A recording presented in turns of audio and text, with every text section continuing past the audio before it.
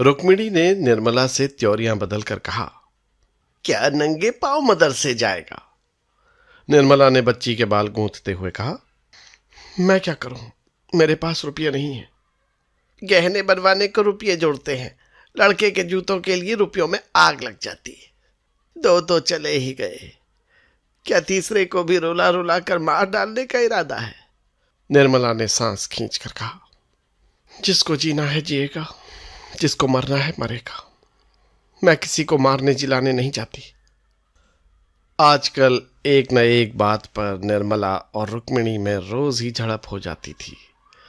जब से गहने चोरी गए हैं, निर्मला का स्वभाव बिल्कुल बदल गया है। वो एक एक कौड़ी से दांत पकड़ने लगी है। सियाराम रोते रोते चाहे जान दे दे, मगर उसे मिठाई के लिए पैसे नहीं मिलते। और ये बर्ताव कुछ सियाराम के ही साथ नहीं है। निर्मला स्वयं अपनी ज़रूरतों को टालती रहती है। धोती जब तक फटकर तार तार न हो जाए, नई धोती नहीं आती। महीनों सिर का तेल नहीं मंगाया जाता। पान खाने का शौक था, कई कई दिन तक पानदान खाली पड़ा रहता है। यहाँ तक कि बच्ची के लिए दूध भी नहीं आता। नन्हे से शिशु का भविष्य विराट रूप धारण करके उसके विचार क्षेत्र पर मंडराता है। मुंशी जी ने अपने को संपूर्णतः निर्मला के हाथों में सौंप दिया है। उसके किसी काम में दखल नहीं देते। न जाने क्यों उससे कुछ दबे दबे से रहते हैं। वो अब बिना नागा कचहरी जाते हैं। इतनी मेहनत उन्होंने जवानी में भी न की थी। आंखें खराब हो गई हैं। डॉक्टर सिन्हा ने रात को लिखने पढ़ने की ममानियत कर दी है। पाचन शक्ति पहले ही दुर्बल थी, अब और भी खराब हो गई है। दमे की शिकायत भी पैदा हो चली है। पर बेचारे सवेरे से आधी रात तक काम करते हैं। काम करने को जी चाहे या न चाहे, तबीयत अच्छी हो या न हो, काम करना ही पड़ता है। निर्मला को उन पर जरा भी दया नहीं आती। यही भविष्य की भीषण चिंता उसके आंतरिक सद्भावों का सर्वनाश कर रही है। किसी भिक्षुक की आवाज सुनकर झल्ला पड़ती है। वो एक कौड़ी भी खर्च नहीं करना चाहती। एक दिन निर्मला ने सियाराम को घी लाने के लिए भेजा। भूंगी पर उसका विश्वास न था। उससे अब कोई सौदा न मंगाती थी। सियाराम में काट कपट की आदत न थी। औने पौने करना न जानता था। प्रायः बाजार का सारा काम उसी को करना पड़ता। निर्मला एक एक चीज तौलती। जरा भी कोई चीज तौल में कम पड़ती तो उसे लौटा देती। सियाराम का बहुत सारा समय इसी लौटा फेरी में बीत जाता था। बाजार वाले उसे जल्दी कोई सौदा न देते। आज भी वही नौबत आई। सियाराम अपने विचार से बहुत अच्छा था। कई दुकानों से देख कर लाया, पर निर्मला ने उसे सूंघते ही कहा, घी खराब है, लौटा आओ। सियाराम ने झुंझला कर कहा, इससे अच्छा घी बाजार में नहीं। मैं सारी दुकानें देख कर लाया हूं। तो मैं झूठ कहती हूं? नहीं, ये मैं नहीं कहता, लेकिन बनिया अब घी वापस न लेगा। उसने मुझसे कहा था, जिस तरह देखना चाहो देखो, माल तुम्हारे सामने है। बोनी बट्टे के वक्त सौदा वापस न दूंगा। मैंने सूंघ कर और चख कर लिया, अब किस मुंह से लौटाने जाऊं? निर्मला ने दांत पीस कर कहा, घी में साफ चर्बी मिली हुई है और तुम कहते हो कि घी अच्छा है। मैं इसे रसोई में न ले जाऊंगी। तुम्हारा जी चाहे लौटा दो, चाहे खा जाओ। घी की हांडी वहीं छोड़कर निर्मला घर में चली गई। सियाराम क्रोध और क्षोभ में कातर हो उठा। वो कौन सा मुंह लेकर लौटाने जाए? बनिया साफ कह देगा मैं नहीं लौटाता। तब वो क्या करेगा? आसपास के 10-5 बनिए और सड़क पर चलने वाले आदमी खड़े हो जाएंगे। उन सब के सामने उसे लज्जित होना पड़ेगा। बाजार में यूं ही कोई बनिया उसे जल्दी सौदा नहीं देता। वो किसी दुकान पर खड़ा नहीं होने पाता। चारों ओर से उसी पर लताड़ पड़ेगी। उसने मन ही मन झुंझलाकर कहा, पड़ा रहेगी, मैं लौटाने नहीं जाऊंगा। मातृहीन बालक के समान दुखी दीन प्राणी संसार में दूसरा नहीं होता, और सारे दुख भूल जाते हैं। बालक को अपनी माता याद आई। अब माँ होती तो क्या आज मुझे ये सब सहना पड़ता? भैया चले गए, मैं ही अकेला ये विपत्ति सहने के लिए क्यों बचा रहा? सियाराम की आंखों में आंसू की झड़ी लग गई। उसके शोक कातर कंठ से एक गहरे निश्वास के साथ मिले हुए शब्द निकल आए, अम्मा, मुझे क्यों भूल गई? मुझे क्यों नहीं बुला लेती? सहसा निर्मला फिर कमरे में आई। उसने समझा था कि सियाराम चला गया होगा। उसे बैठे हुए देखा तो गुस्से से बोली, तुम अभी तक यहीं बैठे हो? आखिर खाना कब बनेगा? सियाराम ने आंखें पोंछ डाली। बोला, मुझे स्कूल जाने में देर हो जाएगी। एक दिन देर हो जाएगी तो कौन सी हरज है, ये भी तो घर का काम है। सियाराम, रोज तो यही धंधा लगा रहता है, कभी वक्त पर नहीं पहुंचता हूं, घर पर भी पढ़ने का वक्त नहीं मिलता, कोई सौदा 2-4 बार लौटाए बिना नहीं लिया जाता। डांट तो मुझ पर पड़ती है, शर्मिंदा तो मुझे होना पड़ता है, आपको क्या? हाँ, मुझे क्या, मैं तो तुम्हारी दुश्मन ठहरी। अपना होता तब तो उसे दुख होता। मैं तो ईश्वर से मनाया करती हूं तुम पढ़ लिख न सको। मुझ में सारी बुराइयां ही बुराइयां हैं, तुम्हारा कोई कसूर नहीं। विमाता का नाम ही बुरा होता है। तुम लोगों के कारण मैं मिट्टी में मिल गई, रोते रोते उम्र कटी जाती है। मालूम ही न हुआ कि भगवान ने किस लिए जन्म दिया था, और तुम्हारी समझ में मैं विहार कर रही हूं। तुम्हें सताने में मुझे मजा आता है। भगवान भी नहीं पूछते कि सारी विपत्ति का अंत हो जाता। ये कहते कहते निर्मला की आंखें भर आई, अंदर चली गई। सियाराम उसको रोते देखकर सहम उठा। उसे ग्लानि तो नहीं हुई, हां ये शंका हुई कि न जाने उसे कौन सा दंड मिले। चुपके से हांडी उठा ली और घी लौटाने के लिए चला, इस तरह जैसे कोई कुत्ता किसी नए गांव में जाता है। उसी कुत्ते की भांति उसकी मनोगत वेदना उसके एक एक भाव से प्रकट हो रही है। उसे देखकर साधारण बुद्धि का मनुष्य भी अनुमान कर सकता है कि ये अनाथ है। सियाराम ज्यों ज्यों आगे बढ़ता था, आने वाले संग्राम के भय से उसकी हृदय गति बढ़ती जाती थी। उसने निश्चय किया, बनिए ने घी न लौटाया तो वो घी वहीं छोड़कर चला आएगा। छक मारकर बनिया आप ही बुलाएगा। बनिए को डांटने के लिए भी उसने शब्द सोच लिए। वो कहेगा, क्यों साजी, आंखों में धूल झोंकते हो, दिखाते हो चोखा माल और देते हो रद्दी। पर यह निश्चय करने पर भी उसके पैर बहुत धीरे धीरे उठते थे। वो नहीं चाहता था कि बनिया उसे आता हुआ देखे। वो अकस्मात ही उसके सामने पहुंच जाना चाहता था, इसलिए वो चक्कर काटकर दूसरी गली से बनिए की दुकान पर गया। बनिए ने उसे देखते ही कहा, हमने कह दिया था सौदा वापस नहीं लेंगे, बोलो कहा था कि नहीं? सियाराम ने बिगड़ कर कहा, तुमने वो घी दिया ही कहां जो दिखाया था? दिखाया था 1 नंबर का माल और दिया दूसरा माल। लौटाओगे कैसे नहीं? क्या कुछ राहजनी है? इससे चोखा माल बाजार में निकल आए तो जरीमाना दूं। उठा लो हांडी और 2-4 दुकान देखाओ। मुझे इतनी फुर्सत नहीं है, अपना घी लौटा लो, ये घी न लौटेगा। बनिए की दुकान पर एक जटाधारी साधु बैठा हुआ तमाशा देख रहा था। उठकर सियाराम के पास आया और हांडी का घी सूंघकर बोला, बच्चा, घी तो बहुत अच्छा मालूम होता है। साजी ने शय पाकर कहा, बाबा जी, हम लोग तो आप ही इनको घटिया सौदा नहीं देते। खराब माल क्या जाने सुने ग्राहकों को दिया जाता है। घी ले जाओ बच्चा, बहुत अच्छा है। सियाराम रो पड़ा। घी को बुरा सिद्ध करने के लिए उसके पास अब क्या प्रमाण था। बोला, वही तो कहती हैं घी अच्छा नहीं है, लौटाओ। मैं तो कहता था घी अच्छा है। साजी, इसकी अम्मा कहती होगी, कोई सौदा मन में नहीं भाता, बेचारे लड़के को बार बार दौड़ाया करती है। सौतेली माँ है ना, अपनी माँ हो तो कुछ ख्याल भी करे। साधु ने सियाराम को सदैव नेत्रों से देखा, मानो उसे ऋण देने के लिए उसका हृदय व्याकुल हो रहा है। तब करुण स्वर में बोले, तुम्हारी माता का स्वर्गवास हुए कितने दिन हुए बच्चा? जी, 6ठा साल है। तब तो तुम उस वक्त बहुत छोटे रहे होगे। भगवान, तुम्हारी लीला कितनी विचित्र है। इस दूध मुहे बालक को मातृ प्रेम से वंचित कर दिया। बड़ा अनर्थ करते हो भगवान। 6 साल का बालक और राक्षसी विमाता के पाले पड़े। धन्य हो दयानिधि। साजी, बालक पर दया करो, घी लौटा लो, नहीं तो इसकी माता इसे घर में न रहने देगी। भगवान की इच्छा से तुम्हारा घी जल्द बिक जाएगा। मेरा आशीर्वाद तुम्हारे साथ रहेगा। साहजी ने रुपये वापस न किए। आखिर लड़के को फिर घी लेने आना ही पड़ेगा।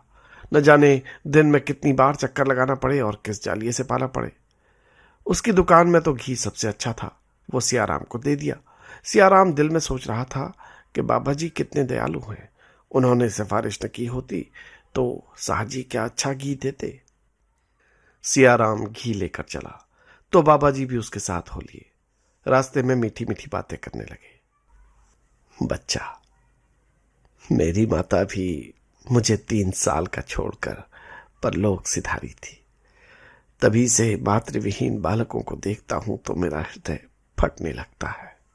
सियाराम ने पूछा, आपके पिता ने भी क्या दूसरा विवाह कर लिया था? हाँ बच्चा, नहीं तो आज साधु क्यों होता। पहले पिताजी विवाह न करते थे, मुझे बहुत प्यार करते थे, फिर न जाने क्यों मन बदल गया, विवाह कर लिया। साधु हूं, कटु वचन मुंह से निकालना नहीं चाहिए, पर मेरी विमाता जितनी सुंदर थी उतनी ही कठोर भी थी। मुझे दिन दिन भर खाने को न देती, रोता तो मारती। पिताजी की आंखें भी फिर गईं। उन्हें मेरी सूरत से घृणा होने लगी। मेरा रोना सुनकर पीटने लगते। अंत में एक दिन मैं घर से निकल खड़ा हुआ। सियाराम के मन में भी घर से निकल भागने का विचार कई बार हुआ था। इस समय भी उसके मन में यही विचार उठ रहा था। बड़ी उत्सुकता से बोला, घर से निकलकर आप कहां गए? बाबा जी ने हंसकर कहा, उसी दिन मेरे कष्टों का अंत हो गया। जिस दिन घर के मोह के बंधन से छूटा और भय मन से निकला, उसी दिन मानो मेरा उद्धार हो गया। दिन भर तो मैं पुल के नीचे बैठा रहा। संध्या समय मुझे एक महात्मा मिल गए। उनका नाम स्वामी परमानंद जी था। वो बाल ब्रह्मचारी थे। मुझ पर उन्होंने दया की और अपने साथ रख लिया। उनके पास मैं देश देशांतर घूमने लगा। वो बड़े योगी थे। मुझे भी उन्होंने योग विद्या सिखाई। अब तो मुझे इतना अभ्यास हो गया है कि जब इच्छा होती है माता जी का दर्शन कर लेता हूं, उनसे बात कर लेता हूं। सियाराम ने विस्फारित नेत्रों से देखकर पूछा, लेकिन आपकी माता का तो देहांत हो चुका। तो क्या हुआ बच्चा, योग विद्या में वो शक्ति है कि जिस मृत आत्मा को चाहे बुला लो। अच्छा, मैं योग विद्या सीख लूं तो मुझे भी माता जी के दर्शन होंगे? अवश्य, अभ्यास से सब कुछ हो सकता है। हां, योग्य गुरु चाहिए। योग से बड़ी बड़ी सिद्धियां प्राप्त हो सकती हैं। जितना धन चाहो पल मात्र में मंगा सकते हो। कैसी बीमारी हो उसकी औषधि भी बता सकते हो। महाराज, आपका स्थान कहाँ है? बच्चा, मेरा कोई स्थान नहीं है। मैं देश देशांतर में रमता फिरता हूं। अच्छा, अब तुम जाओ, मैं जरा स्नान ध्यान करने जाऊंगा। जी चलिए, मैं भी उसी तरफ चलता हूं। आपके दर्शन से जी नहीं भरा। नहीं बच्चा, तुम्हें पाठशाला जाने को देर हो रही है। फिर आपके कब दर्शन होंगे? मैं कभी भी आ जाऊंगा। बच्चा, तुम्हारा घर कहाँ है? सियाराम ने प्रसन्न होकर कहा, चलिएगा मेरे घर, बहुत नजदीक है। आपकी बड़ी कृपा होगी। सियाराम कदम बढ़ाकर आगे चलने लगा। इतना प्रसन्न था मानो सोने की गठरी लिए जाता हो। घर के सामने पहुंचकर बोला, आइए बैठिए कुछ देर। नहीं बच्चा, बैठूंगा नहीं। फिर कल परसों कभी आ जाऊंगा। यही तुम्हारा घर है। कल किस वक्त आएंगे? ये साधु आगे बढ़े तो थोड़ी ही दूर पर उन्हें दूसरा साधु मिला। उसका नाम था हरिहरानंद। इन साधु यानी परमानंद ने पूछा, कहां कहां की सैर की? कोई शिकार फंसा? हरिहरानंद, इधर तो चारों तरफ घूम आया, कोई शिकार न मिला। एक आध मिला तो मेरी हंसी उड़ाने लगा। परमानंद, मुझे तो एक मिलता हुआ जान पड़ता है, फंस जाए तो जानो। हरिहरानंद, तुम यूं ही कहा करते हो। जो आता है 2-4 दिन के बाद निकल भागता है। अब की ना भागेगा, देख लेना। इसकी मां मर गई है, बाप ने दूसरा विवाह कर लिया है, मां भी सताया करती है, घर से ऊबा हुआ है। हरिहरानंद: वाह, यही तरकीब सबसे अच्छी है। पहले इसका पता लगा लेना चाहिए कि मोहल्ले में किन किन घरों में विमाताएं हैं। उन्हीं घरों में फंदा डालना चाहिए। निर्मला ने बिगड़ कर पूछा, इतनी देर कहाँ लगाई? सियाराम ने ढिठाई से कहा, रास्ते में एक जगह सो गया था। जानते हो कितने बज गए हैं? 10 कभी के बज गए। और बाजार कुछ दूर भी तो नहीं है। कुछ दूर नहीं, दरवाजे पर ही तो है। सीधे से क्यों नहीं बोलते? ऐसे बिगड़ रहे हो जैसे मेरा ही कोई काम करने गए हो। आप व्यर्थ की बकवास क्यों करती हैं? लिया सौदा लौटाना कोई आसान है? बनिए से घंटों इज्जत करनी पड़ी। ये तो कहो कि एक बाबा जी ने कह सुनकर फिरवा दिया, नहीं तो किसी तरह न फिरता। रास्ते में कहीं भी 1 मिनट भी नहीं रुका हूं, सीधे ही चला आता हूं। घी लेने के लिए गए तो तुम 11 बजे लौटे हो। लकड़ी लेने के लिए जाओगे तो तुम सांझ ही कर दोगे। तुम्हारे बाबूजी बिना खाना खाए चले गए। तुम्हें इतनी देर लगानी थी तो पहले क्यों न कह दिया? जाते हो लकड़ी के लिए? सियाराम अब अपने को संभाल न सका, झल्ला कर बोला, लकड़ी किसी और से मंगाइए, मुझे स्कूल जाने को देर हो रही है। खाना नहीं खाओगे? नहीं खाऊंगा। मैं खाना बनाने को तैयार हूं। हाँ, लकड़ी लाने नहीं जा सकती तो भूंगी को क्यों नहीं भेजती? भूंगी का लाया सौदा तुमने कभी देखा नहीं। तो मैं इस वक्त नहीं जाऊंगा। मुझे दोष मत देना। सियाराम कई दिन से स्कूल नहीं गया था। बाजार हाट के मारे उसे किताबें देखने का समय भी न मिलता था। स्कूल जाकर झिड़कियां खाने, बेंच पर खड़े होने या ऊंचा टोपी देने के सिवा और क्या मिलता? वो घर से किताबें लेकर चलता, पर शहर जाकर किसी वृक्ष की छांव में बैठा रहता, पलटनों की कवायद देखता। 3 बजे घर लौटा था। आज भी वो घर से चला, लेकिन उसे रोटियों के भी लाले पड़ गए। 10 बजे क्या खाना बन न सकता था? माना कि बाबूजी चले गए थे, क्या मेरे लिए घर में 2-4 पैसे भी नहीं थे? अम्मा होती तो इस तरह बिना कुछ खाए पिए उगने नहीं देती। मेरा अब कोई नहीं रहा। सियाराम का मन बाबा जी के दर्शन के लिए व्याकुल हो उठा। उसने सोचा, इस वक्त वो कहाँ मिलेंगे, कहाँ चलकर देखूं? उनकी मनोहर वाणी, उनकी उत्साहप्रद सांत्वना उसके मन को खींचने लगी। उसने आतुर होकर कहा, मैं उनके साथ ही क्यों न चला गया? घर पर मेरे लिए क्या रखा था? वो आज यहां से चला तो घर न जाकर सीधा घी वाले साहजी की दुकान पर गया। शायद बाबा जी से वहां मुलाकात हो जाए, पर वहां बाबा जी न थे। बड़ी देर तक खड़ा खड़ा लौट आया। घर आकर बैठा ही था कि निर्मला ने आकर कहा, आज देर कहाँ लगाई? सवेरे भी खाना नहीं बना, क्या इस वक्त भी उपवास होगा? जाकर बाजार से कोई तरकारी लाओ। सियाराम ने झल्ला कर कहा, दिन भर का भूखा चला आता हूं, कुछ पानी पीने तक को लाई नहीं, ऊपर से बाजार जाने का हुक्म दे दिया। मैं नहीं जाता बाजार, किसी का नौकर नहीं हूं। आखिर रोटियां ही तो खिलाती हो, या और कुछ? ऐसी रोटियां जहां मेहनत करूंगा वहां मिल जाएंगी। जब मजूरी करनी है तो आपकी नहीं करूंगा। चाहिए, मेरे लिए खाना मत बनाइएगा। निर्मला अवाक रह गई। लड़के को आज ये क्या हो गया? और दिन तो चुपके से जाकर काम कर लाता था, आज क्यों त्योरियां बदल रही हैं? तब भी उसको ये न सूझी कि सियाराम को 2-4 पैसे कुछ खाने को दे दे। उसका स्वभाव इतना कृपण हो गया था। बोली, घर का काम करना मजूरी नहीं कहलाती। इसी तरह मैं भी कह दूं कि मैं खाना नहीं पकाती, तुम्हारे पिताजी कह दे कि मैं कचहरी नहीं जाता, तो क्या हो? बताओ। नहीं जाना चाहते हो, मत जाओ, भूंगी से मंगवा लूंगी। क्या मैं जानती थी कि तुम्हें बाजार जाना बुरा लगता है? नहीं तो बला से धेले की चीज पैसे में आती, तुम्हें न भेजती। लो, आज से कान पकड़ती हूं। सियाराम दिल में कुछ लज्जित हुआ, पर बाजार नहीं गया। उसका ध्यान बाबा जी की ओर लगा हुआ था।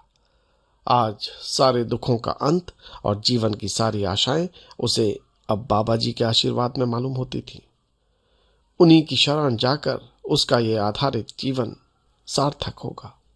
सूर्यास्त के समय वो अधीर हो गया। सारा बाजार छान मारा लेकिन बाबा जी का कहीं पता न चला।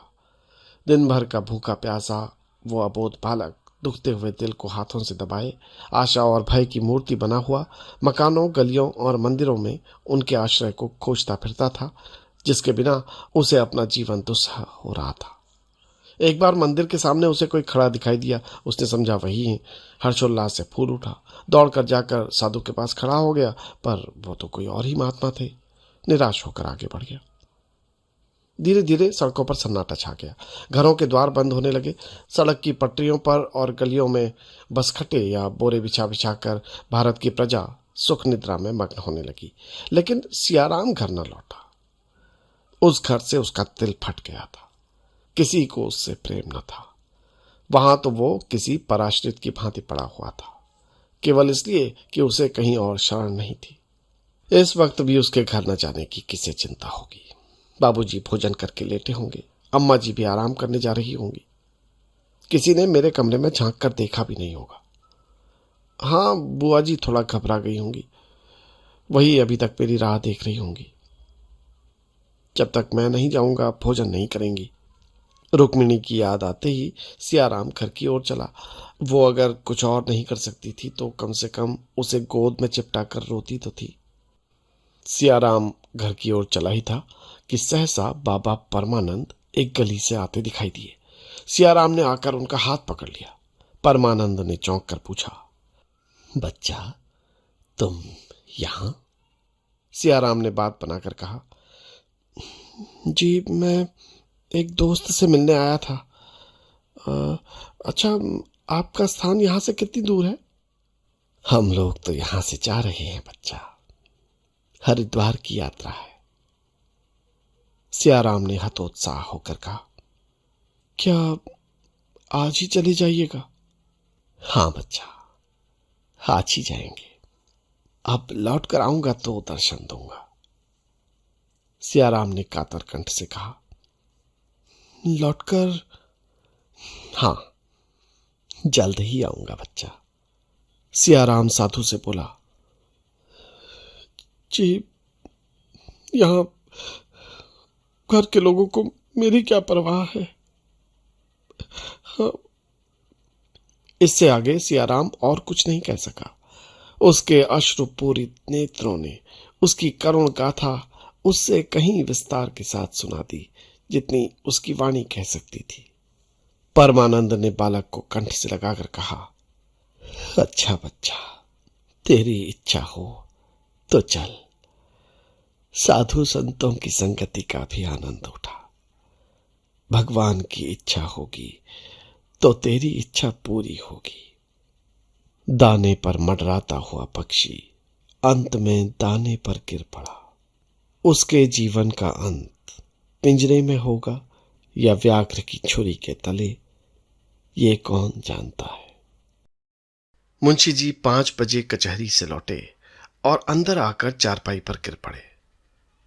बुढ़ापे की देह, उस पर आज सारे दिन भोजन न मिला, मुंह सूख गया था। निर्मला समझ गई आज दिन खाली गया। आज कुछ नहीं मिला। सारा दिन दौड़ते गुजरा पर कुछ हाथ न लगा। फौजदारी वाले मामले का क्या हुआ? मेरे मुवक्किल को सजा हो गई। पंडित वाले मुकदमे में? पंडित पर डिग्री हो गई। आप तो कहते थे दावा खारिज हो जाएगा।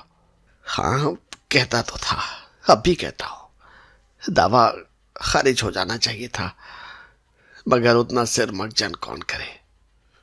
और सौर वाले दावे में? उसमें भी हार हो गई।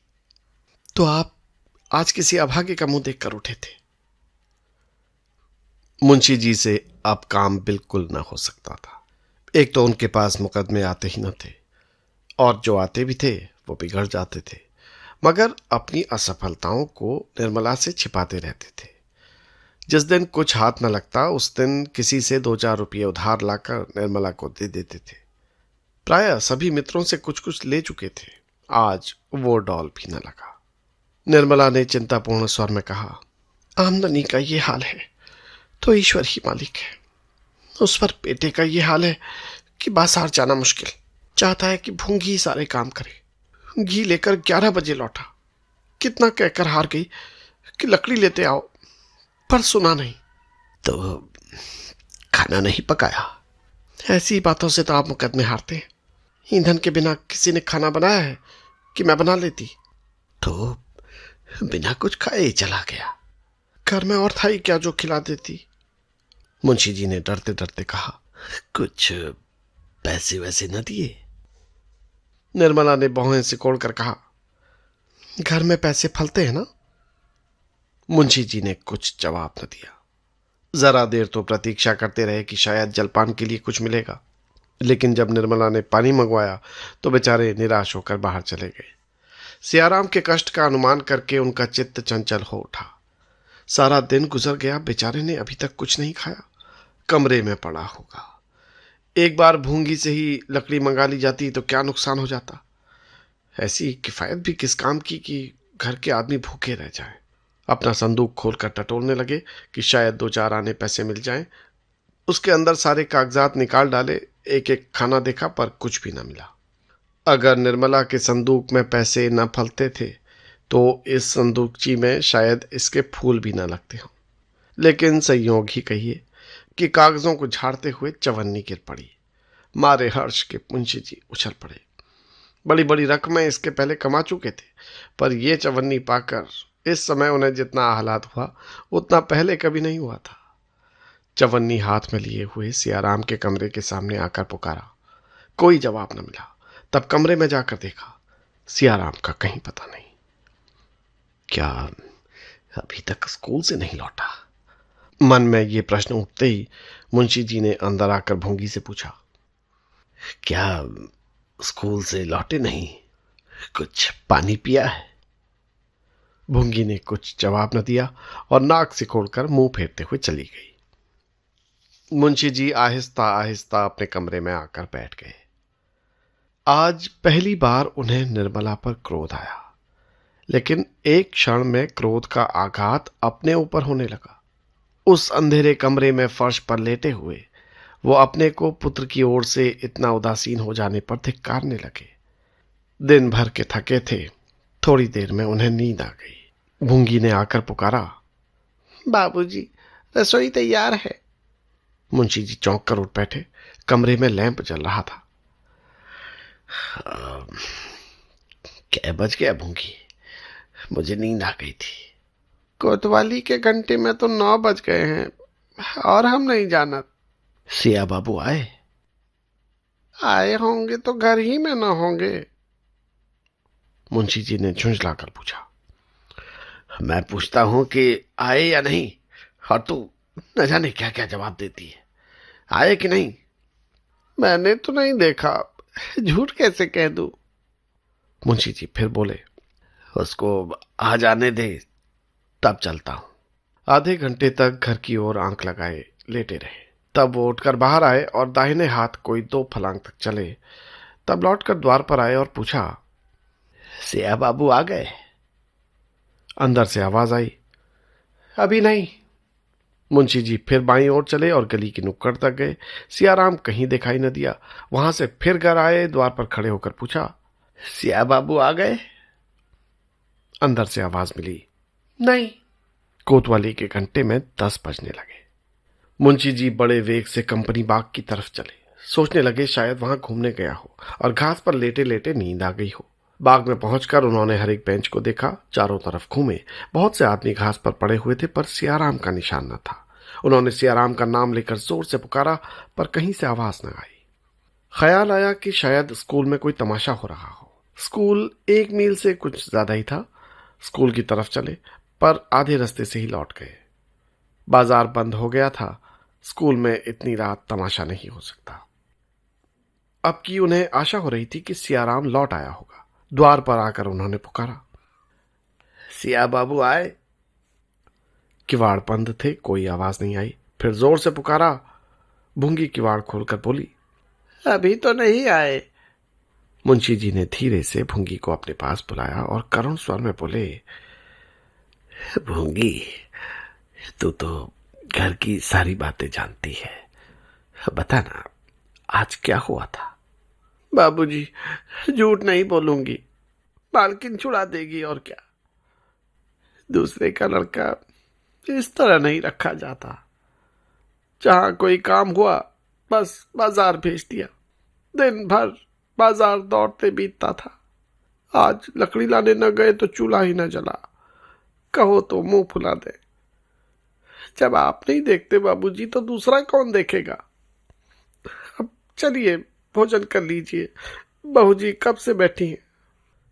कह दे इस वक्त नहीं खाएंगे। मुंशी जी फिर अपने कमरे में चले गए और लंबी सांस ली। वेदना से भरे हुए ये शब्द उनके मुंह से निकल पड़े।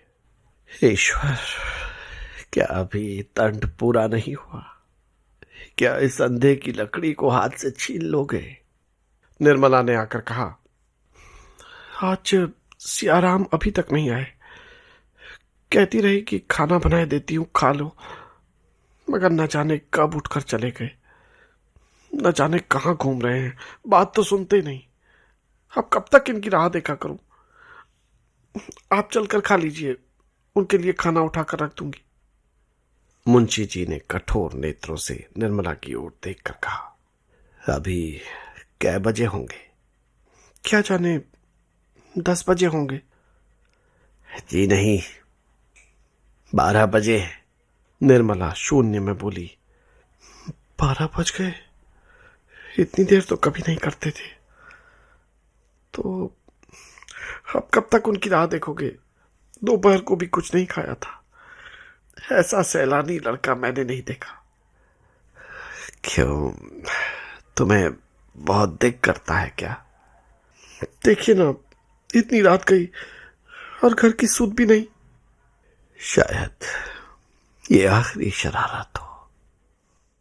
कैसी बातें मुंह से निकालते हैं जी। जाएंगे कहां? किसी यार दोस्त के यहां पढ़ रहे होंगे। शायद ऐसा ही हो। ईश्वर करे ऐसा ही हो। सवेरे जरा तंबी कीजिएगा। हाँ, खूब अच्छी तरह करूंगा। चलिए ना, खा लीजिए, बहुत देर हो गई। सवेरे उसकी तंबीह करके खाऊंगा। कहीं ना आया तो तुम्हें ऐसा ईमानदार नौकर कहां मिलेगा? निर्मला ने ऐंठ कर कहा। अच्छा, तो क्या मैंने भगा दिया? ये कौन कहता है?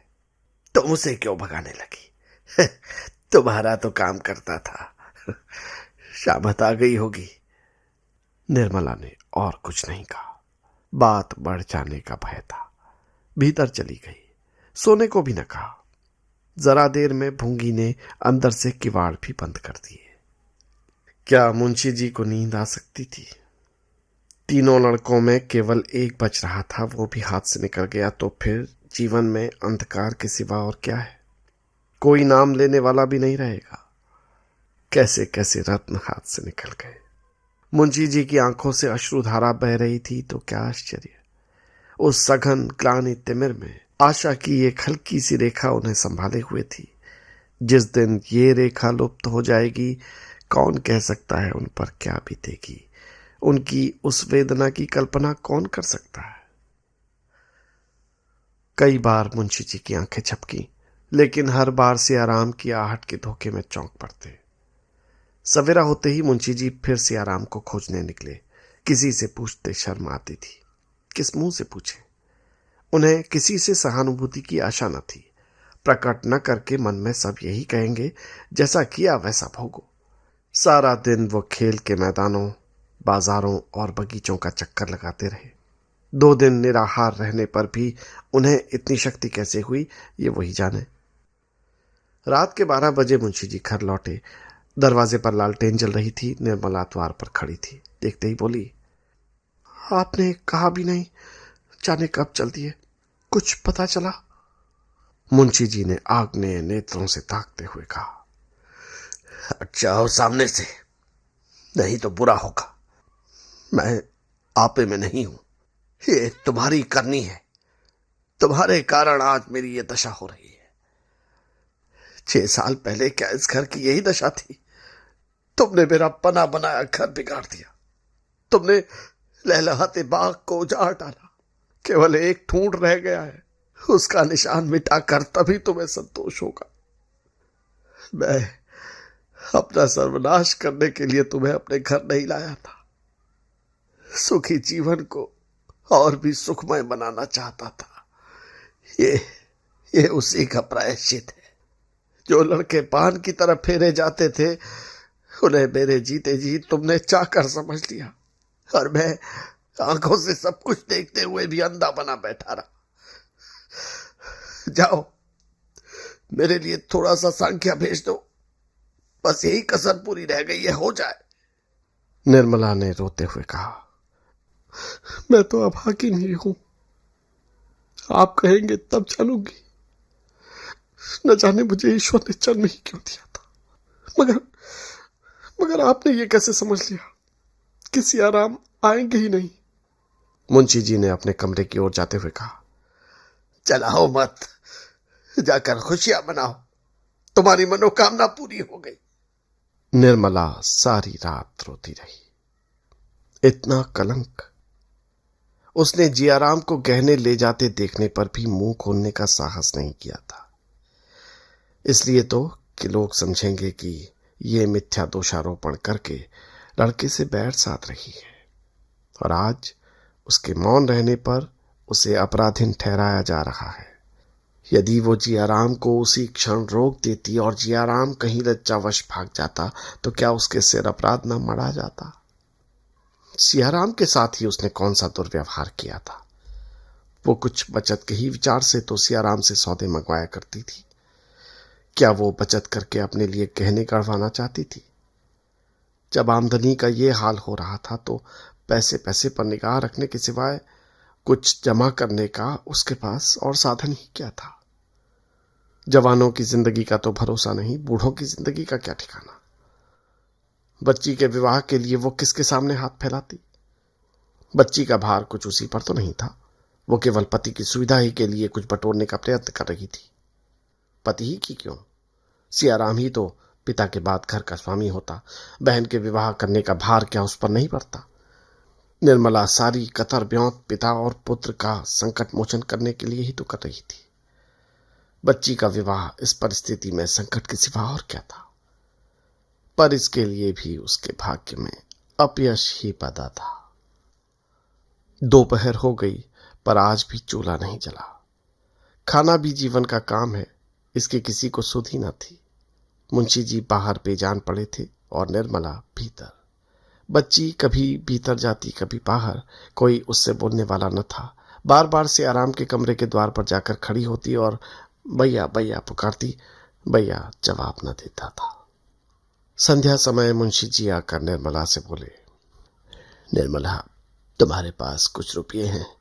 निर्मला ने चौंक कर पूछा, क्या कीजिएगा? जो पूछता हूं उसका जवाब दो। क्या आपको नहीं मालूम? देने वाले तो आप ही हैं। तुम्हारे पास कुछ रुपये हैं या नहीं? अगर हैं तो मुझे दे दो, साफ साफ जवाब दो। निर्मला ने अब भी साफ जवाब नहीं दिया। बोली, होंगे तो घर ही में ना होंगे, और कहीं भेज दिए। मुंशी जी बाहर चले गए। वो जानते थे कि निर्मला के पास रुपये हैं, वास्तव में थे भी। निर्मला ने भी ये नहीं कहा कि नहीं है या मैं नहीं दूंगी, पर उसकी बातों से प्रकट हो गया कि वो देना नहीं चाहती। 9 बजे रात को मुंशी जी ने आकर रुक्मिणी से कहा, बहन, मैं जरा बाहर जा रहा हूं, मेरा बिस्तर भुंगी से बंधवा देना और ट्रंक में कुछ कपड़े रखकर बंद कर देना। रुक्मिणी भोजन बना रही थी। बोली, बहू तो कमरे में है, कह क्यों नहीं देते? कहाँ जाने का इरादा है? मैं तुमसे कहता हूं, बहू से कहना होता तो तुमसे क्यों कहता। ये आज तुम खाना क्यों पका रही हो? और कौन पकाए, बहू के सिर में दर्द हो रहा है। तुम आखिर इस वक्त कहाँ जा रहे हो? सवेरे चले जाना। बहन, इस तरह टालते टालते तो आज 3 दिन हो गए। इधर उधर घूम कर देखूं, शायद कहीं से आराम का पता मिल जाए। कुछ लोग कहते हैं कि एक साधु के साथ बातें कर रहा था, शायद वही कहीं बहका न ले गया हो। तो लौटोगे कब तक? कह नहीं सकता, हफ्ता भर लग जाए, महीना लग जाए, क्या ठिकाना है।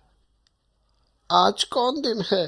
किसी पंडित से पूछ लिया है यात्रा है कि नहीं? मुंशी जी भोजन करने बैठे। निर्मला को इस वक्त उन पर बड़ी दया आई। उसका सारा क्रोध शांत हो गया। खुद तो न बोली, बच्ची को जगाकर चुमकाती हुई बोली, बेटा देख, तेरे बाबूजी कहाँ जा रहे हैं, पूछ तो। बच्ची ने द्वार पर झांक कर पूछा, बाबूजी कहाँ जाते हो? दूर जाता हूँ बेटी, तुम्हारे भैया को खोजने जाता हूँ। बच्ची ने वहीं से खड़े खड़े कहा, हम भी चलेंगे। मुंशी जी,